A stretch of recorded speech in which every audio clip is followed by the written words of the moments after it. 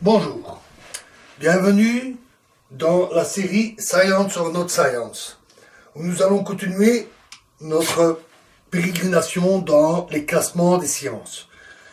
Un autre classement est le classement par les méthodes de mise en œuvre. C'est le classement en sciences nomothétiques et idiographiques. Alors, ce sont des mots un peu savants pour des choses assez simples.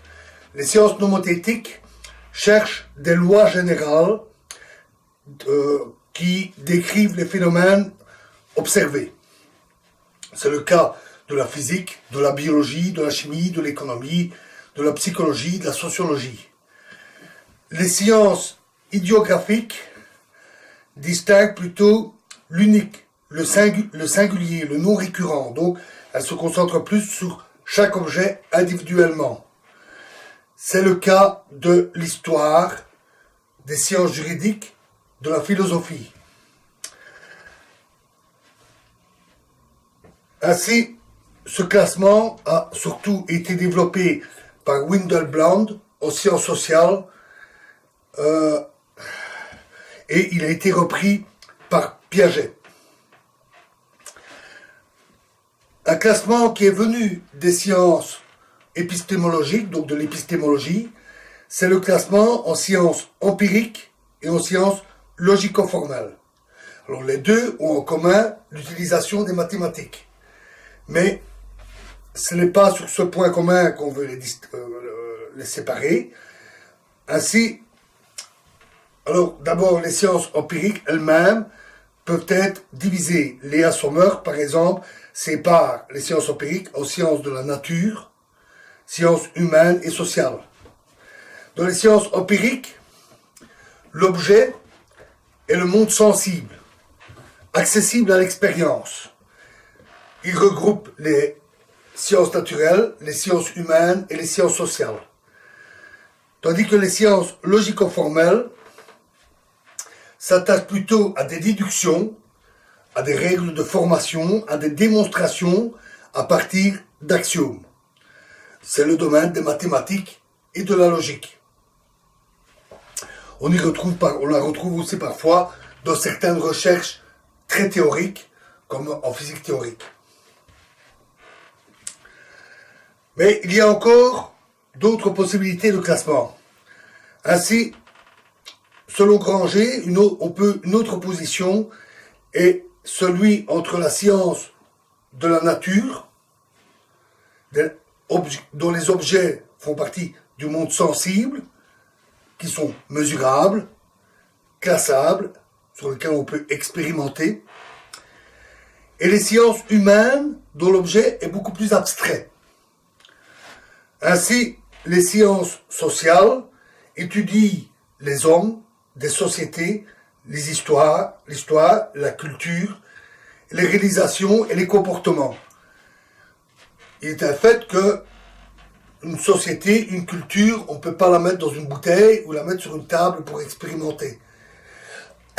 Et les humains sont considérés non pas de manière individuelle, mais à travers des modèles comme l'homo economicus, défini comme l'individu agissant selon certaines règles en économie, et qui est une notion très abstraite. Tandis que les sciences naturelles, elles traitent du monde naturel, de la Terre, de l'univers. Chaque science a ses objets. La sociologie étudie la société. La psychologie étudie la pensée. La physique étudie les systèmes mécaniques, thermiques et encore d'autres. La chimie étudie les réactions de la matière. Mais diviser les sciences en fonction de leur objet n'est pas une bonne idée parce qu'il n'y a pas du tout de frontières. Et on constate une grande transversalité dans les études scientifiques. De nombreux objets sont étudiés par de nombreuses sciences. En psy, on définit des sciences plus transversales comme la physico-chimie, la biochimie ou la biophysique, quand l'objet étudié fait appel à des éléments venant de ces différents domaines. Pour un domaine précis, par exemple la physique, il y a un ensemble de référentiels, c'est-à-dire les méthodes de référence, les protocoles, les outils utilisés, et la somme de ces référentiels forme les critères de scientificité qui permettent de dire ceci est bien une science. Malheureusement, il n'y a pas de critères absolus. Selon Boudon, il n'y a pas de critères de scientificité qui soient universels, applicables à toutes les sciences. On ne peut donc pas établir des méthodes applicables dans toutes les branches des sciences. On imagine mal imposer la méthode expérimentale en mathématiques.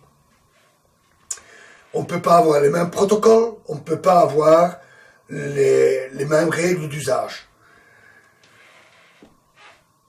Tout ce que l'on peut constater entre les différents référentiels, ce sont des aires de famille, une espèce de tronc commun, des ressemblances formelles. Donc il y a une base et autour beaucoup de variantes en fonction des situations, des besoins. Voilà pour le classement des sciences proprement dites. Nous attaquerons dans la prochaine vidéo l'étude des différents raisonnements des différentes branches scientifiques. Merci.